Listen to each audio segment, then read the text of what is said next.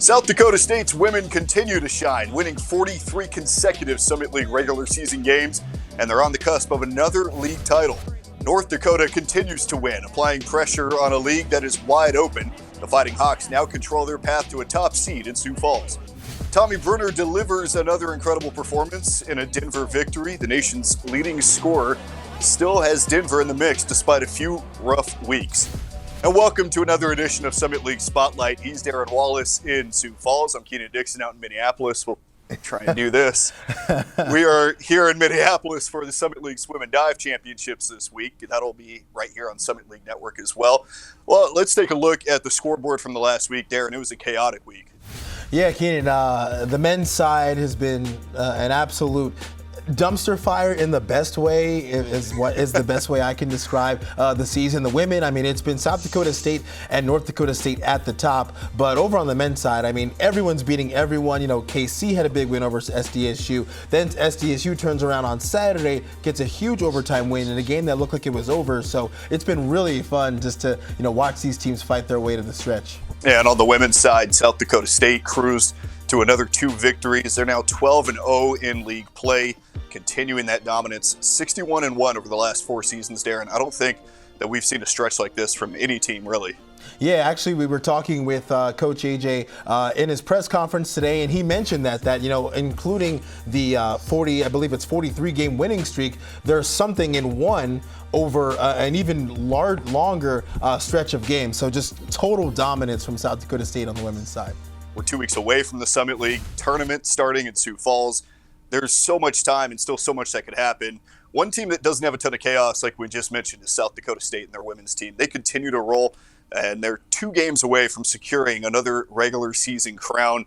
North Dakota, on the other side, on the men's side, they control their destiny now after a big week. South Dakota State faltering at Kansas City, but they bounced back last week, and Paul Sather has that thing moving up there in Grand Forks. Yeah, absolutely. I mean, Paul Sather, when we had him on the show, he talked a lot about the formula and just the environment, the culture that he's created up in Grand Forks, and you see that every week. Even when they drop a game, they drop a tough one at KC, a tough place to play, the team that they beat to start their winning streak, and then you turn around and you have a quality week like they had this week. Just shows the resiliency of that Fighting Hawks team, and they've been one of the better teams, or rather, probably I think the most cohesive unit that we've seen all season long. Really consistent, really solid all around. And we do have to figure out what that formula was that Paul Sather has kind of put together defensively. That team is very consistent. Another team that is very consistent just on the offensive side, not as consistent on the defensive side, is Denver. And a lot of that is due in part to Tommy Bruner. Another 40-plus point performance this past week. He has one hand on the Summit League Player of the Year award, and we'll kind of get to that in a little bit. But he has Denver still in the mix somehow. Yeah, I mean, somehow, some way, Denver, who was near the top at the beginning, they kind of faltered a little bit, wavering with wins and losses and kind of the middle part. Late now, they pick up a big win against North Dakota State. A game they were down by 20 points. I mean, with the way that they were looking at the beginning, we kind of thought that they would not necessarily run away with it, but they would stay near the top. They found themselves moving up and down the standings, but they always seem to just get another win to keep themselves within striking distance. So, of course, nothing's set in stone yet as far as who's going to win the regular season title, but Denver's not out of the mix yet. And speaking of those standings, as we kind of look forward to what's coming up this week, let's take a look right now at how it looks in a very confusing men's Summit League. North Dakota is 9-4 and owns first place. South Dakota State has a game in hand and is half a game out of first place. St. Thomas is still in the mix and have a date with the Jackrabbits Saturday in Brookings. Again, it's very jumbled, it's very mixed up. 3 games separate 1st through 7th right now. Yeah, I mean, when you look at those 1 through 7 seeds, these are all teams that, everyone's beating each other. I mean, there's nobody that's just completely dominated on the men's side. And then I think one thing you have to look at is South Dakota. I think they could be arguably the best last place team in their conference in the country. I mean, it's not like they go out every week and just get blown out. I mean, they did have another, unfortunately, 0-2 week, but, they lost by, I believe it was 7 to Omaha. Then you turn around and you lose by 3 to St. Thomas, who, again, they're a really good team. They're not just getting blown out. They're good enough to where I think when you get to a tournament setting and it's a 1-game playoff, they can make something happen. So even though, South Dakota's at the bottom of the league this year, they're still a team that I think could shock some folks come Summit League tournament time. Yeah, this is going to be a very interesting final 2 weeks on the men's side. On the women's side, it's pretty clear cut. And we talked about South Dakota State, undefeated, 12-0 right now in league play. North Dakota State is 2 games back and setting themselves up for another 2 seed in Sioux Falls like they had last year. And Oral Roberts and South Dakota are trailing them as the bracket begins to take shape just a little bit. South Dakota State can clinch the regular season title on Saturday with a victory at St. Thomas. And that would obviously put them as the 1 seed and leave everything else up for grabs. Yeah, and I think after the week we just saw on the women's side, I mean, it's really South Dakota State and North Dakota State now. They kind of cemented themselves as, hey, look, we're the 2 seed this season. But then when you look down the rest, I mean, don't sleep on South Dakota possibly getting that 3 seed. They're sitting right behind Oral Roberts. ORU only a game up on them. St. Thomas, they're not far away from Oral Roberts. So that 3 seed, that 3, 4, and 5 seed can be really tricky. But also UND is right on the heels of St. Thomas. So maybe a little bit more chaos on the women's side as we get closer to the end of it than we anticipated. But that 3, 4, 5 seed is going to be really interesting to see how it shakes out as we close out this regular season on the women's side. And as we close out the regular season here in the next couple of weeks, to take a look back at what happened last weekend in the Summit League, and it was a crazy one between Omaha and South Dakota State, just like it was the last time they played in Brookings. Came down to the wire in that one. Well, this one, it needed extra time. It was similar to the last time these two played. Omaha held possession at the end of regulation in a tie game, but good defense forced them to take a 3 attempt that missed. And then in overtime, it was all South Dakota State. A couple of collective misses by Omaha allowed South Dakota State to capitalize on some empty possessions.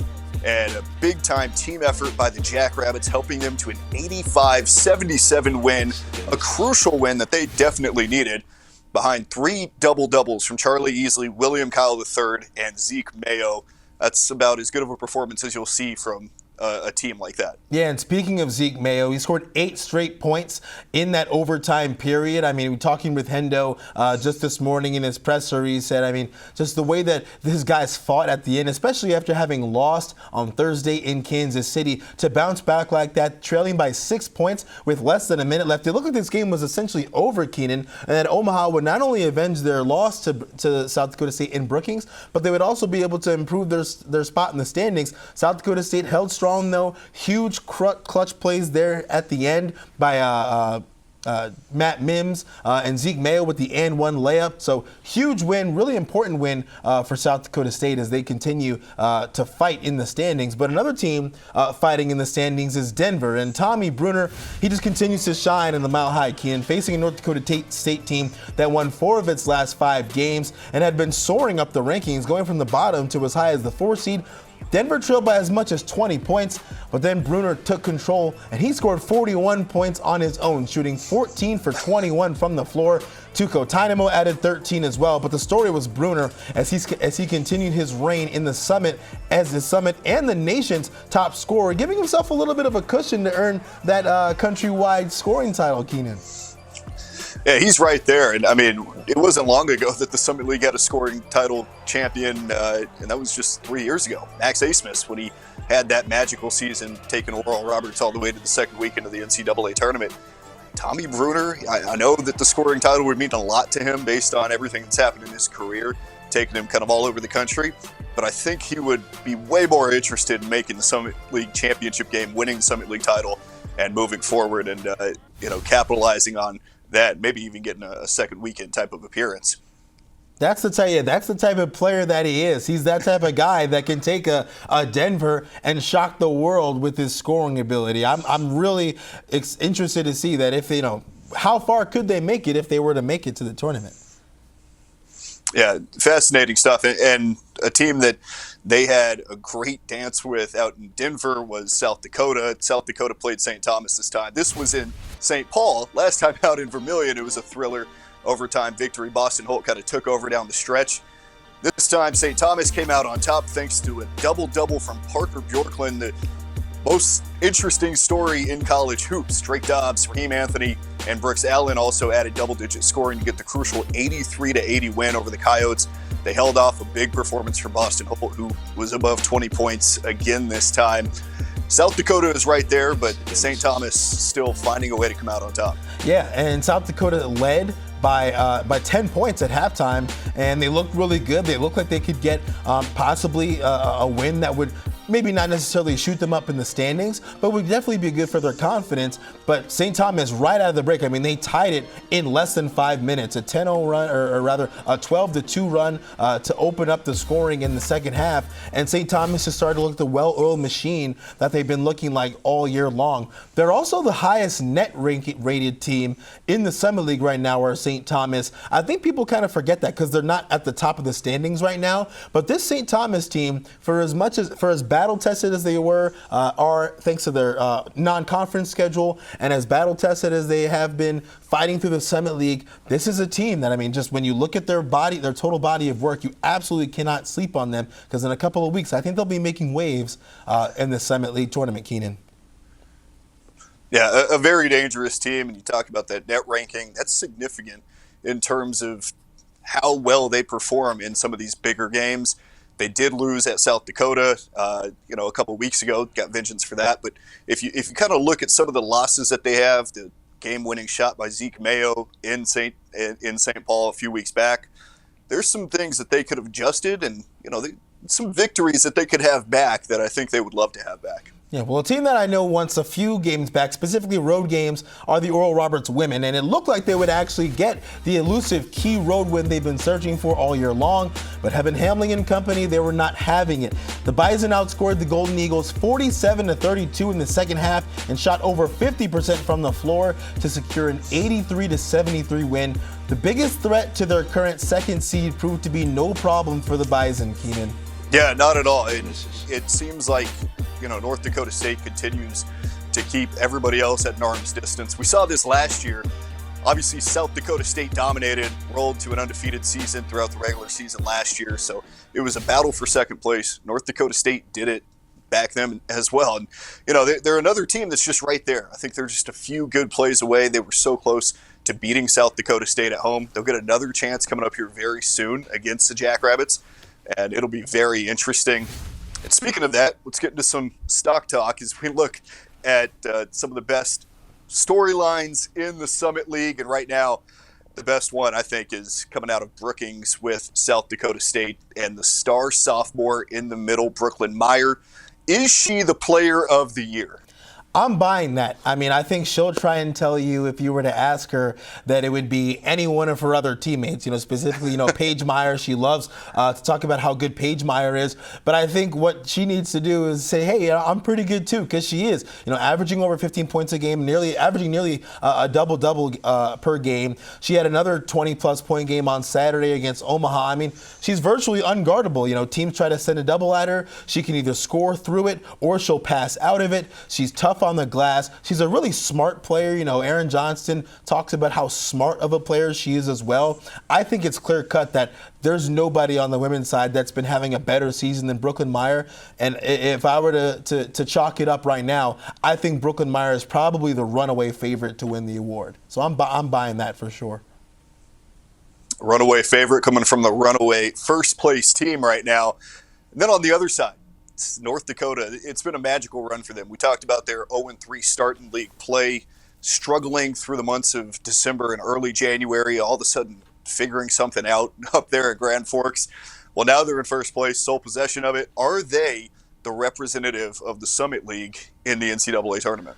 It's tough to say, because I feel like on the men's side, you can probably name 5-6 teams that could end up winning the tournament. So as much as it pains me to say this, I'm selling it only because it's just so difficult to pick a winner. I mean, you've got UND who's in first right now, but of course South Dakota State right on their toes. They could very well win the tournament. St. Thomas, we just talked about them. They're another well-oiled machine that could very well play 3 really good games in the Summit League tournament, win the whole thing. Kansas City's, we talk about jump shooting teams in our earlier shows. Jump shooting teams, when they get hot, they're really tough to beat. So who's to say that Kansas City can't go into Sioux Falls and rattle off a couple of games where they shoot 40-45% from 3 and they beat whoever they're playing? So I'm selling. It's not necessarily an aggressive sell, but it's more so has to do with the fact that the men's team has just been so hard to predict. It really is. And just chiming in on this, I mean, Kansas City they could score.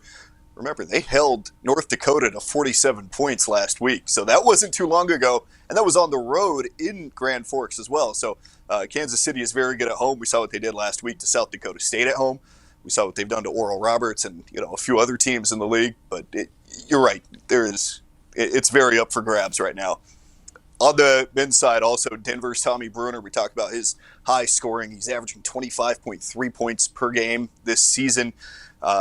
He's leading the country by 2 points. It's Xavier Johnson from Southern Illinois, Zach Edey that are right on his heels. But does he come away with the second Summit League national scoring title in the last few years? I like the name of the school that you put next to Zach Edey. I won't say it out loud, but just know that I'm a fan of that. But I would say so. I mean, with Denver kind of right now, they go as Tommy goes. I mean, if Tommy doesn't score 30, 35 points, they really don't win. And because we're in that stretch of the year where Tommy's going to need to score 30 or 35 points, to win on a nightly basis, I would say that he's probably in a really good spot to win it. He's a couple of points up on Xavier and Zach, and I think we're at that point where they'd have to really have some performances where, Xavier or Zach scores 30 and Tommy has 18 to really even it out. Yeah. I don't see that happening. I don't see Tommy stopping his scoring. So if I were to put my money on it, I'm buying it. I think Tommy can close this thing out and win and be the second player in the Summit League to win the national scoring title in these past few years. And for all of transparency, for those at home watching, the name next to Zach Edey is Purdue, the last team to lose to a 16 seed. So is it? Maybe some foreshadowing here. Right? Yeah.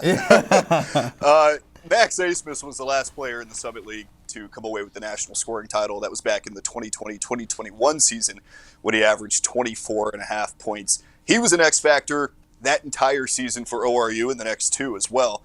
Who is your X factor on the men's side from this past week? For this past week, for me, it's Eli King from UND. He's got 3 games in a row scoring in double figures. He had 18 points on Thursday and against Denver. He also had 11 points on Saturday.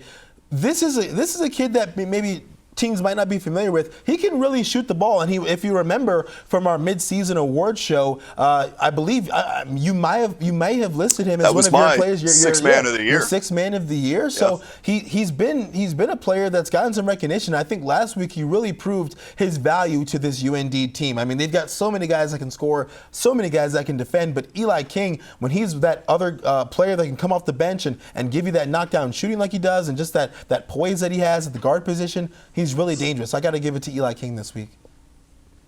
All right, and on the women's side, who do you have?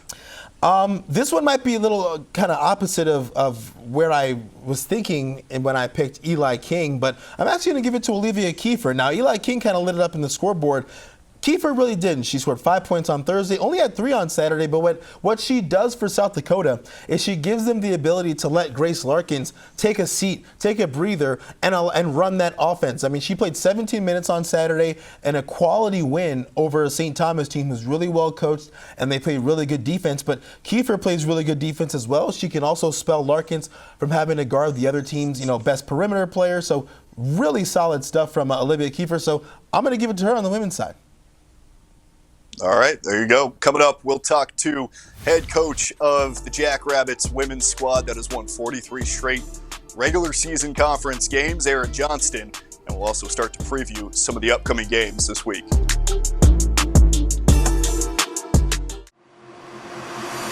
Get ready, we're ballin'.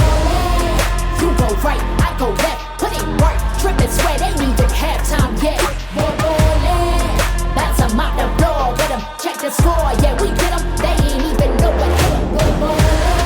They wanna get like me. You better turn this thing up a couple hundred degrees. We're ballin'.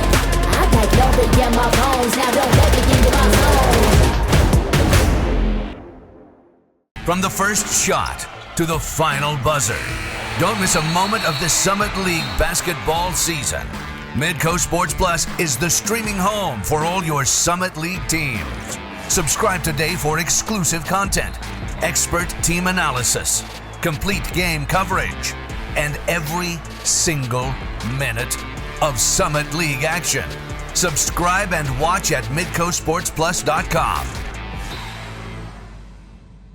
Your Summit League Ticket Smarter Peak Performers of the Week. On the men's side, Trayson Eaglestaff, and on the women's side, Brooklyn Meyer. Eaglestaff had a career-high 33 points in Denver on Thursday, also added 17 on Saturday against Oral Roberts.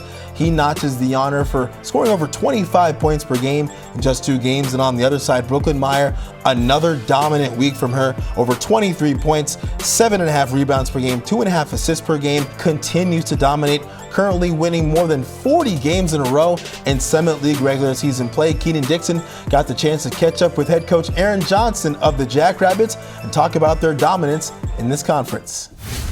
The adversity your team has had to overcome. We've talked to a couple of players over the past few weeks about that, and it just seems like there's so much continuity in terms of the mindset that everyone has taken into this season despite the injuries that you faced. What is that approach, and how have you guys been able to manage this? Right back inside to Brooklyn Meyer, banked on the glass in a double team, good for 2. There's a human element to what we've been dealing with. People are going through injuries, families are going through those injuries, our team feels those injuries on an emotional level. But then there's also a basketball element to it, and what does that mean for our team? How do we have to adjust? Where do we have to put our players to be successful? And honestly, most practices, we were always kind of talking about both sides of those at some point. It was never just one or the other. You guys really haven't skipped a beat. You've won 43 straight regular season league games. What has allowed such success to happen? I mean, 13 straight years of 20-plus wins. You've obviously gone through some adversity to get to those 20 wins every single season, but you've still found a way to push through. I just think we've been really focused on the right things here. When we talk about getting through injuries, there's a human element to that. When we're not dealing with injuries, there's still a human element to what we do every day. How do we help people pursue their goals, and how can we be there to support people in our program? So I think we stay focused maybe on hopefully the right things, and then ultimately having great people who are also really good players makes a huge difference. Get ready, we're ballin'. You go right, I go left. Put in work, trip and sweat. They need to halftime, yeah. We're ballin'. That's a mop the floor. Get 'em, check the score. Yeah, we get 'em. They ain't even know what hit 'em. We're ballin'. They wanna get like me. You better turn this thing up a couple 100 degrees. We're ballin'. I got glory in my bones. Now don't let me into my zone.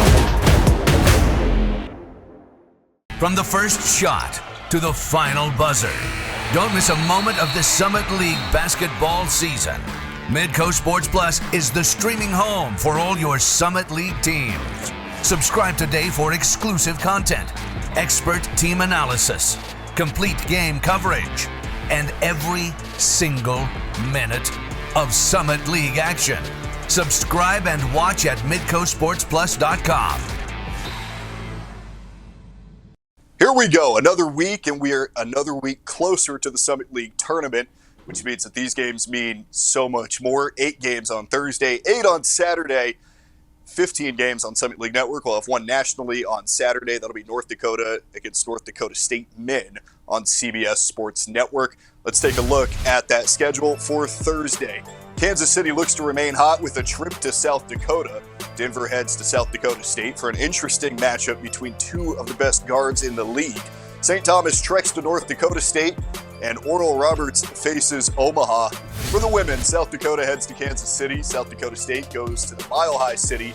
North Dakota State visits the Twin Cities, and Omaha heads to play Oral Roberts. All of Thursday's games will air on Summit League Network. We'll start with the one with a pretty interesting matchup in terms of teams that are trying to get more wins, better their positions in the Summit League standings. It's Kansas City at South Dakota on the men's side. Yeah, and Kansas City obviously coming off of that victory from South Dakota State. Yeah, in South Dakota, this is a team that, like we said, they don't get blown out. They've been in a lot of games. They need to find a way. I think the best thing for them would to be ending on a high note. I know that sounds, easy, but as we've seen, it's clearly not as easy as it seems to just win in the Summit League, especially on the men's side. They were up on St. Thomas big, ended up losing that game. There were various points where, a couple of weeks ago, they were up on South Dakota State, couldn't get the win. This is, if there ever was a time for South Dakota to get right, it's now, and there's only so many games left, and they need to finish strong. I think that this is a team that, no matter where they finish, is going to be dangerous because of Boston Holton, Caleb Stewart. So South Dakota in need of wins, but Kansas City's feeling good right now, so it's going to be tough to get that job done. Denver heads to South Dakota State. You have the Jackrabbits after their loss on Thursday at Kansas City, coming off that overtime victory, dramatic win at Omaha, and then Denver, it's a team that beat South Dakota State by 19 points at home. Now they have to go on the road to a difficult place. This is going to be a tough one for them. Yeah, Endo says that the most difficult part about playing Denver is that Tommy Bruner's not just a scorer. I mean, obviously we just talked about him being the nation's leading scorer, but he says that the best thing about him is he's so relentless, and he's also a smart player. He knows when to get his teammates involved. He knows when to swing the ball, and that's what makes it so difficult to guard Denver as a team. But he also said that his team themselves, South Dakota State, they're excited to be back in Frost and play their last 2 home games. So they're both going to be, two sides that are motivated. Denver after a big comeback win, South Dakota State after a big comeback win. So this could be really interesting. South Dakota State trying to get first place back, Denver trying to climb up the ladder. I'm really excited to see how this game ends up. St. Thomas goes to North Dakota State. North Dakota State has played at a different level the last couple of weeks. Can they continue this against one of the most consistent teams in the Summit League? It'll be tough. I mean, North Dakota State's a team that plays inside out. St. Thomas is a team that guards inside out. They play really good team offense. North Dakota State likes to share the ball and play good team offense. They have been leaning on Bowden Scumberg and Andrew Morgan a little bit as of late. But these are 2 teams that are also, I would say, if you look at their body of work as a collective and you consider how North Dakota State's kind of really started to right the ship lately, these are 2 teams that are pretty evenly matched. So hard to lean one way either way, but I do know it'll probably be a good game. Oral Roberts heads to Omaha. Omaha is, they seem a little volatile in terms of the inconsistency that we've seen this season from them. We know how good they are, how good they can be. Markel Sutton and Frankie Fiddler, 2 of the top names on that team. But Oral Roberts is another team that's kind of going through that same type of experience. Yeah, and they're kind of like their women counterparts. They struggled on the road this year, and they'll be in Omaha, traveling once again. They've been pretty solid at the Maybe Center, not undefeated or anything like that, but they've been good at home. Tough to win up for them on the road. Omaha, I think they're going to be playing with their hair on fire after they feel like they kind of let one get away on Saturday against South Dakota State. And if trends kind of hold true, I would expect Omaha to get a big time bounce back win, or can Oral Roberts kind of maybe silence the doubters and get that big road win. And they need to in terms of momentum moving forward. This was a team that went undefeated in the Summit League last year and rolled all the way to a 21-0 league schedule.